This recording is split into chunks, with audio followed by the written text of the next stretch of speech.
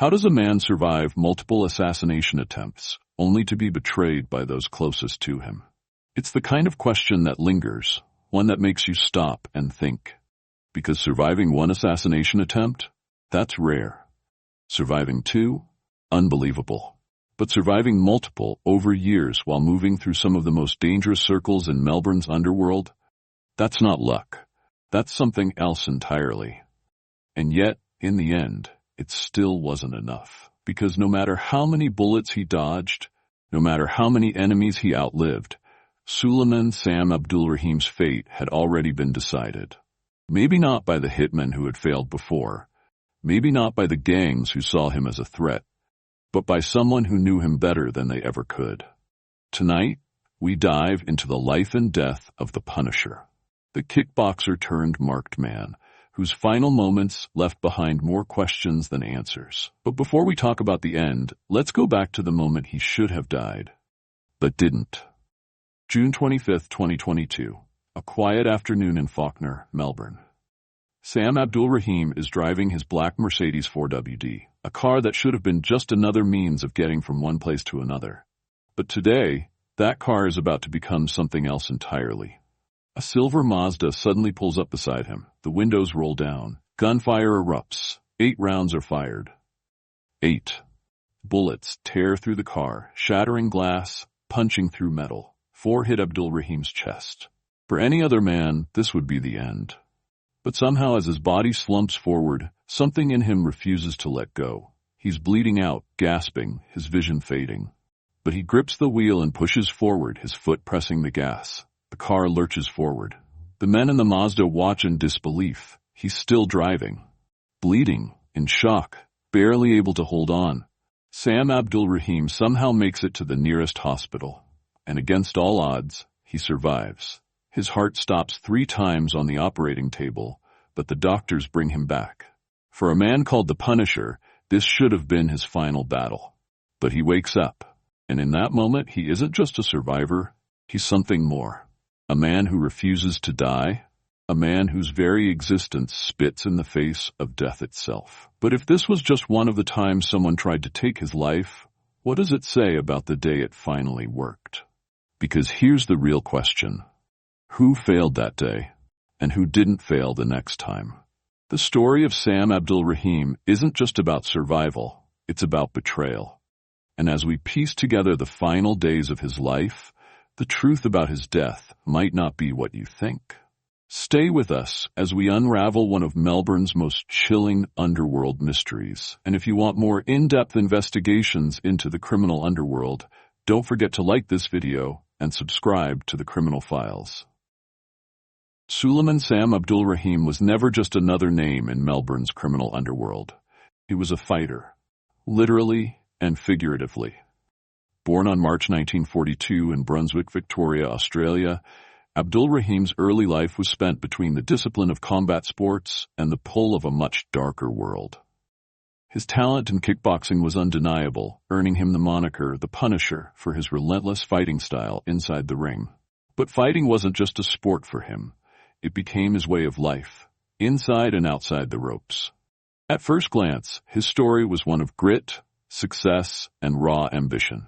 8 professional fights, 8 wins, 5 by knockout. A boxer with an undefeated record is something the world respects. But boxing alone wasn't enough.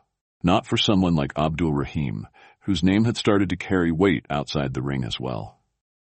Because as much as he was fighting opponents in the ring, there were other fights happening in the background. Fights far more dangerous, against men far more ruthless. And this was a fight he wouldn't win. Melbourne's underworld isn't for the faint of heart. It's built on codes, debts, and blood, where one wrong move could mean life or death.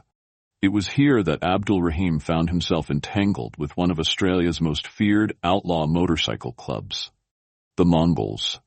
To understand why that mattered, you have to understand who the Mongols are.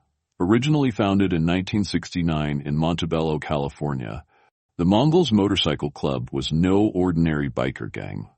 They were a force of nature, a group that built their name through violence, control, and sheer force of will.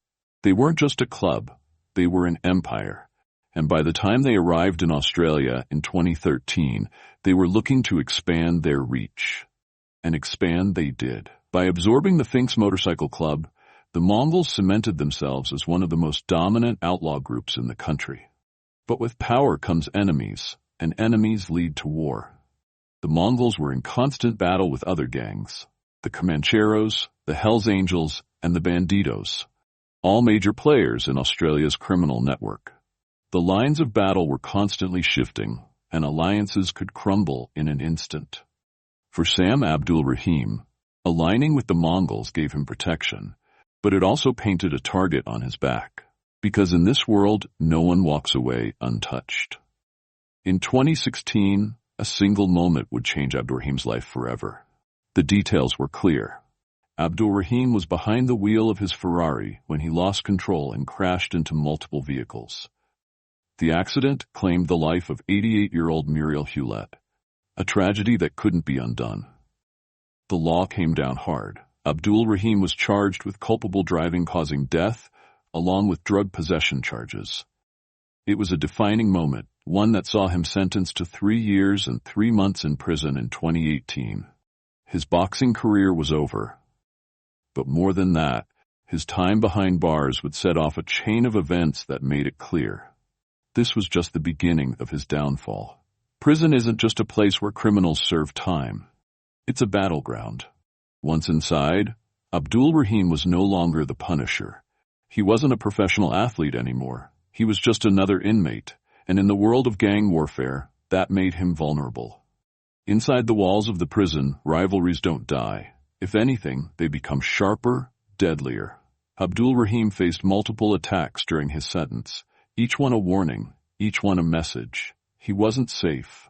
Not here. Not anywhere. By the time he was released on parole in 2019, the world had changed. Alliances had shifted. He had enemies now, ones that wouldn't stop until he was dead. But the real question was, who wanted him dead the most? The Mongols were known for strict codes of loyalty, but in the underworld, loyalty is often an illusion. A man like Abdulrahim, who had history, power, and a growing reputation, was bound to make enemies. He was no longer just a fighter. He was a symbol, and symbols are dangerous. He knew the way this world worked. He knew that in a life like this, there were only 2 ways out. You leave in a coffin, or you never leave at all. The moment he stepped out of prison, the countdown had already begun. If 2019 marked his return to the outside world, then 2022 marked the beginning of the end. June 25, 2022. Fawkner, Melbourne. It was just another afternoon. Until it wasn't. Abdulrahim was driving his black Mercedes 4D when a silver Mazda suddenly pulled up beside him. Before he could react, gunfire erupted. 8 rounds. The bullets ripped through his car, 4 hitting him in the chest. It should have been the end. It wasn't. Bleeding, disoriented, barely holding on, Abdulrahim did what no one expected. He kept driving. Somehow, he made it to the hospital. He died on the operating table 3 times. But each time, the doctors brought him back. The Punisher wasn't dead. But something had changed. The people who wanted him gone wouldn't stop now. They had failed. But next time, they wouldn't. By 2023, Abdulrahim was a man living on borrowed time. Every step he took, every conversation he had, every deal he made, it all led to one thing: inevitability. Some believe he was too powerful, that his influence had grown too far. Others claim he crossed the wrong people, that there were debts unpaid and scores unsettled. And then there were whispers of betrayal, that it wasn't an outside enemy who would finally take him down. It was someone on the inside, someone who had been waiting for the perfect moment. Because after surviving the impossible, the real danger wasn't an ambush or a drive-by. It was something far more dangerous, something he never saw coming. His story isn't just one of violence, survival, and gangland warfare. It's a story of betrayal. He was a man who should have died many times over, yet every time he found a way to escape. Until one day, he didn't. The final moments of Sam Abdulrahim's life remain clouded in mystery. Who finally pulled the trigger? Was it a rival? A former ally? Someone closer than anyone realized? And most importantly, was his death always part of the plan? Stay with us as we uncover the truth behind one of Melbourne's most shocking underworld mysteries. Suleiman Sam Abdulrahim was always a fighter, but in Melbourne's underworld, fighting wasn't always enough to keep you alive. His descent into the city's gangland didn't happen overnight.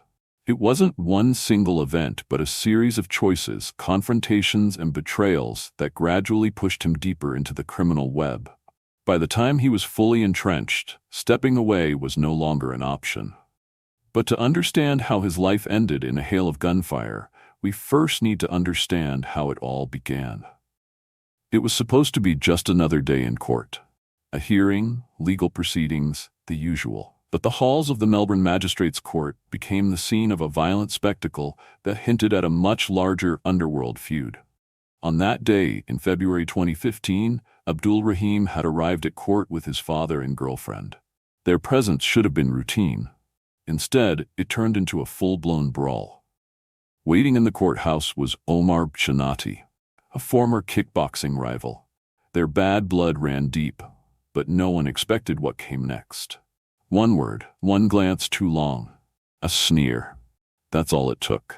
The confrontation escalated instantly. Punches thrown, bodies colliding, security scrambling. The chaos disrupted the entire courthouse, forcing authorities to intervene. By the end of it, Abdulrahim, his father, and his girlfriend were fined. But the damage was already done. The incident made headlines, and it served as an ominous warning. Abdulrahim's world was no longer just about kickboxing. There were other battles now, and they were far more dangerous. No one survives long in Melbourne's criminal underworld without choosing a side. For Abdulrahim, that side was the Mongols Motorcycle Club, MC.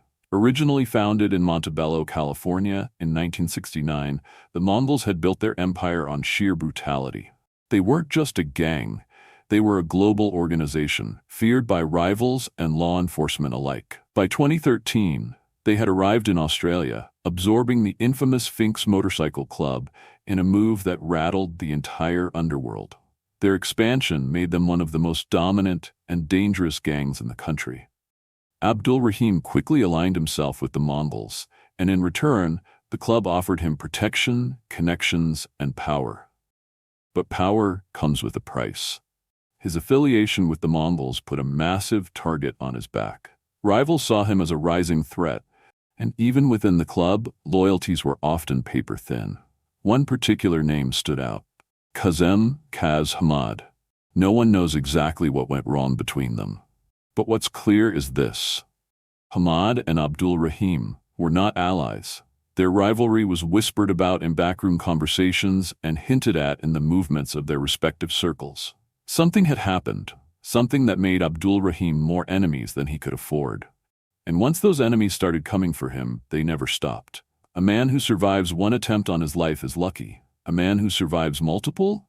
That's not luck. That's unfinished business. For Suleiman Sam Abdulrahim, escaping death became a way of life. But even the best gamblers run out of luck eventually. June 2022. A funeral at Faulkner Cemetery.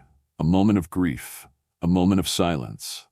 Then, gunfire. Abdulrahim had barely stepped outside when gunmen ambushed him. 8 shots fired. 4 hit their target. He collapsed, bleeding out, but he didn't stay down. Somehow he got back up. Somehow he got into his car. With bullets in his chest and his vision blurring, he drove himself to the hospital. Doctors fought to save him. His heart stopped 3 times on the operating table, but every time they brought him back. This should have been his final warning. But if he thought his enemies were done with him, he was dead wrong. May 2024. The attackers weren't subtle this time. They came for his family home, the one place that should have been safe. They set his parents' cars on fire, a deliberate act meant to draw him out. When that didn't work, they unleashed hell. 17 shots fired, windows shattered, bullets tore through the walls, and yet not a single bullet hit him. Was it a botched hit? Or was it something worse? A warning? If it was, the message was clear: we're not done yet. But by this point, Abdulrahim must have known the truth. They weren't just waiting for him to slip up. They were waiting for the perfect moment. And in January 2025, they found it. By early 2025, Abdulrahim had been hiding overseas. Too many enemies, too many close calls. The walls were closing in. Then, on January 28, 2025, he made a fatal decision. He came back. His destination? The Quest Hotel, Preston. A quiet, unassuming spot. A location known to only a select few. But someone knew. Someone betrayed him. In the underground parking lot, the ambush was swift. A figure emerged. A gun raised. Multiple shots fired. One hit his head. It was over. The getaway car, a Porsche, was found torched just kilometers away. Another burned vehicle, a Ford Ranger, was discovered near Tullamarine Airport. A well-executed hit. No loose ends. The police scrambled for answers. Who set him up? How did they know his exact location? The answers remain elusive. But one thing is certain. This wasn't random. This was a betrayal from within. Who finally pulled the trigger? Was it a rival? An inside job? Someone closer than anyone expected? And the biggest question of all, did Suleiman Sam Abdulrahim know he was a dead man walking? His entire life had been a battle against fate. In the end, fate won. Stay with us as we uncover the full story behind one of Melbourne's most shocking underworld executions. For months, the streets of Melbourne buzzed with speculation about who really ordered the execution of Suleiman Sam Abdulrahim. Was it the Mongols MC? A rival gang? A lone wolf acting on personal vengeance? But as detectives pieced together the fragments of his final days, a more unsettling theory emerged. His death wasn't just another gangland hit. It was a carefully planned betrayal, one that could only have been orchestrated by someone close to him. And if that were true, it meant one thing. Sam Abdulrahim never stood a chance. For years, Abdulrahim had been a survivor, dodging bullets and escaping death more times than anyone could count. He knew how to disappear, how to avoid ambushes, how to move without leaving a trail. So how did his enemies know exactly where to find him that night in the Quest Hotel underground parking lot in Preston? The answer, authorities now believe, lies not with his enemies, but within his own circle. Someone tipped them off, and that realization changes everything. Police sources confirm that only a handful of people knew Abdulrahim's location on the night of his murder. He had just returned from overseas after months in hiding. His movements were discreet. He wasn't using his usual vehicles, nor was he staying at any well-known Mongols clubhouses. He had checked into the Quest Hotel in Preston, an ordinary business hotel, not the kind of place where gangland figures hold meetings. And yet, within hours of his arrival, his killers were already waiting. This wasn't a coincidence. Detectives working the case now suspect that someone in Abdulrahim's inner circle leaked his location to his enemies. The precision of the hit, how fast it happened, how well it was executed, suggests this was an inside job. The deeper investigators dug, the more troubling the connections became. It wasn't just that someone betrayed him. It was that the betrayal was deliberate, planned, and perfectly timed. For years, the Mongols MC had been one of the most powerful outlaw motorcycle clubs in Australia. But power always comes at a price. Internal power struggles, leadership disputes, and factional rivalries had been brewing within the club for years. One of the biggest turning points came in 2021, when the Mongols MC experienced a major internal split. Senior members like Mark Balsillie, Toby Mitchell, and Jason Addison suddenly left the club. Whispers of disagreements over leadership and loyalty began to circulate in Melbourne's criminal underground. Some Mongols defected, while others remained fiercely loyal to the club. Abdulrahim had placed himself in the middle of this storm. He had enemies outside of the Mongols, but he also had enemies inside. And when men inside the club start seeing you as a problem, you don't last long. If there was one name that kept surfacing in discussions about Abdulrahim's death, it was Kazim Kaz Hamad. The full story of their rivalry has never been made public, but those who knew both men say that whatever happened between them, it wasn't small. Hamad was known for being calculating, strategic, and ruthless, qualities that made him a dangerous man to cross. Some reports suggest that he saw Abdulrahim as a growing threat. Was Abdulrahim trying to make his own power moves within the Mongols? Had he broken an unwritten rule, something that justified the ultimate punishment? Or was this about something far more personal? Whatever the case, their rivalry had turned into something more than just tension. And in the world of outlaw motorcycle clubs, there's only one way to settle disputes like that. Someone had to go. After Abdulrahim's murder, a leaked police document changed everything. It suggested that his death was not just a Mongols issue. It was part of a much bigger power shift happening in Melbourne's organized crime world. The document hinted at a major shakeup within criminal circles. Rival gangs were moving in, territories were being redrawn, new leaders were emerging, and old figures were being removed. And in that kind of environment, men like Abdulrahim become liabilities. Was his murder a warning to others? Was he removed to clear the way for someone else's rise? Or was he simply in the wrong place at the wrong time? The truth, it seems, is far more complex than a simple revenge killing. It was a carefully orchestrated move in a much larger game. Even with all the evidence, the key question remains unanswered. Who betrayed Sam Abdulrahim? There are three main theories. 1. An informant within the Mongols. Someone inside the club wanted him gone and leaked his location to his killers. 2. A power play by a rival gang. Another gang may have paid someone close to Abdulrahim to set him up, using his enemies inside the Mongols to do their dirty work. 3. A personal grudge that boiled over. Kazem Kaz Hamad, or another underworld figure, may have decided that Abdulrahim's time was up, using internal club tensions to mask the true motive behind his murder. One thing is certain. Abdulrahim's execution was not random. Someone close to him wanted him dead, and they made sure that this time there would be no escape. Suleiman Sam Abdulrahim lived by the rules of the underworld. He knew the risks. He knew that trust was dangerous, that alliances were fragile, and that in his world no one dies of old age. But maybe even he didn't see this coming. Did he know he was being set up? Did he feel the betrayal creeping in before it was too late? Or did he believe, right up until the last moment, that he was still untouchable? The truth about his murder may never fully come to light. But what we do know is this. He survived bullets, he survived gang wars, he survived prison, but he didn't survive betrayal. Stay with us as we continue to uncover the deepest secrets behind one of Melbourne's most shocking underworld executions. The story of Suleiman Sam Abdulrahim didn't end with gunfire in the underground parking lot of the Quest Hotel in Preston. It didn't end with the burning getaway car or the bodies left in his wake. It ended the way all stories in Melbourne's underworld do, with silence. No one talks, no one confesses, no one comes forward. But behind that silence is a truth far more unsettling than anyone imagined. Because Abdulrahim wasn't just another gangland casualty. His death wasn't random. It wasn't reckless. It was an execution. And now, as we unravel the last threads of his life, we ask the final questions. Who had the most to gain from his death?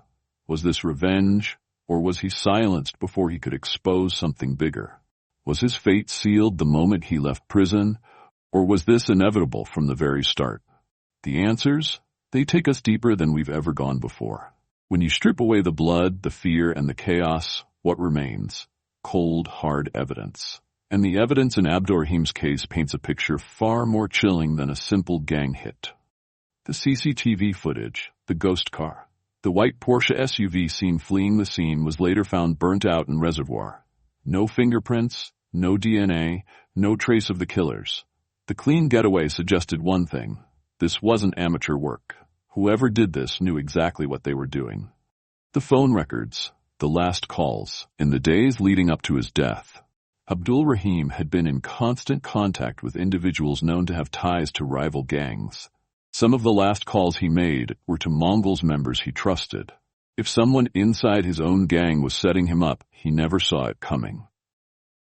The money trail? A deadly transaction? Bank records showed unusual withdrawals and transfers in the weeks before his murder. Was he paying someone off? Or was he being extorted? Who was he trying to appease, and why?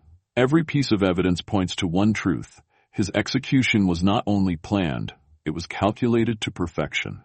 But by who? And more importantly, why? In gangland killings, motives aren't always obvious. Sometimes the people who pull the trigger aren't the ones who give the order. So let's break it down. Who had the most to gain from removing the Punisher permanently? 1. The Mongols Motorcycle Club. A betrayal from within. At first glance, it seems unlikely that the Mongols MC would execute one of their own. But things inside the club were not as solid as they seemed. The 2021 Mongol split had fractured loyalties. Key figures Mark Balsillie, Toby Mitchell, Jason Addison had left the club. Internal power struggles meant that new leaders were consolidating control. Abdulrahim had been too high-profile, too unpredictable. A liability, not an asset. Could someone within the Mongols have ordered the hit? Number 2, the rival gangs, a long-awaited revenge? Abdulrahim had more enemies than allies, and among them there were 2 groups that stood out.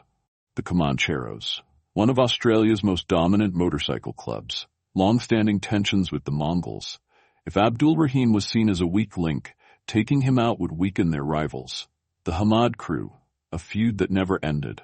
And then there was Kazem Kaz Hamad, a name that kept surfacing again and again. Hamad and Abdulrahim had history, and not the kind that could be ignored. Their feud dated back years, fueled by old betrayals and blood debts. Hamad was strategic, methodical, and ruthless. If he wanted Abdulrahim dead, he wouldn't stop until it was done. And here's the kicker. Hamad had just returned from Iraq. When he came back, he immediately began targeting old enemies, one by one. Was Abdulrahim on that list? And if so, was this a final act of retribution? Was his murder simply payback for a past betrayal? Or was he silenced before he could expose something much bigger? There are 2 theories that have haunted this case from the start. 1. The dead man talking theory. Some in the underworld believed Abdulrahim had turned informant. Rumors swirled that he was feeding information to law enforcement. If that were true, his execution was a warning to others. No one talks, and if you do, you die. 2. The underworld power shift theory. The leaked police documents suggested Abdulrahim's death was part of a larger criminal chess game. Was he in the way of a bigger deal? A leadership change? A new gang alliance? Was this about more than just him? Despite all the theories, one haunting question remains. Was his death inevitable, or was his fate sealed the moment he walked out of prison? The moment he left his cell in 2019, the countdown began. He survived multiple assassination attempts. He escaped death over and over again. But in the end, it was never the bullets that killed him. It was the people he trusted. Someone betrayed him.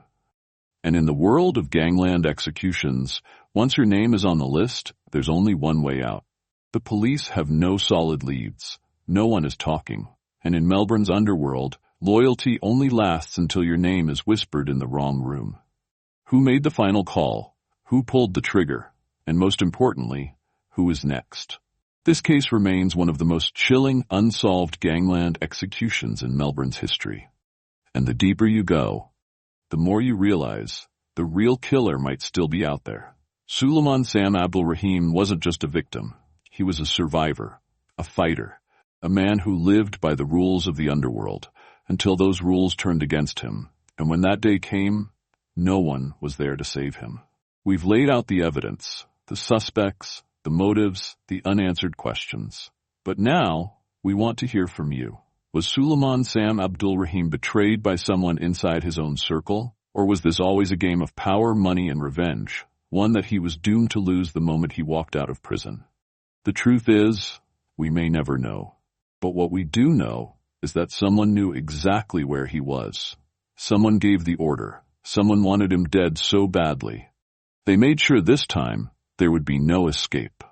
So now we ask you, do you think Sam was betrayed by someone he trusted? Who do you believe ordered the hit? Was this simply revenge, or was he silenced before he could expose something even bigger? Drop your thoughts in the comments below. We read every theory. And trust us, some of the best insights come from you, the audience. If you thought this story was chilling, our next case takes things even further. A crime so calculated, so brutal, and so deeply hidden in the shadows that it makes even the most seasoned investigators question everything they know. You won't believe what we uncovered. turn on notifications so you don't miss it. And if you want more deep dives into the darkest corners of the criminal underworld, hit that subscribe button and turn on the bell icon right now. Like the video, subscribe to the Criminal Files, and get ready because the next story is even more twisted than this one. See you in the next one. And remember, sometimes the truth is far more terrifying than fiction.